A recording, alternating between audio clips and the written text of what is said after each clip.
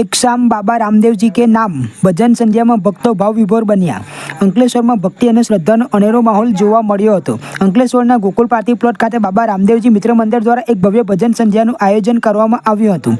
એક શામ બાબા રામદેવજી કે નામ શીર્ષક હેઠળ આયોજિત આ કાર્યક્રમમાં મોટી સંખ્યામાં ભક્તો ઉમટી પડ્યા હતા અને સમગ્ર વાતાવરણ ભક્તિમય બની ગયું હતું। આ કાર્યક્રમનો શુભારંભ મંદિરના પ્રમુખ લક્ષ્મણસિંહજી ચૌહાણ અને કમિટીના અન્ય સભ્યો દ્વારા દીપ પ્રગટાવીને કરવામાં આવ્યો હતો।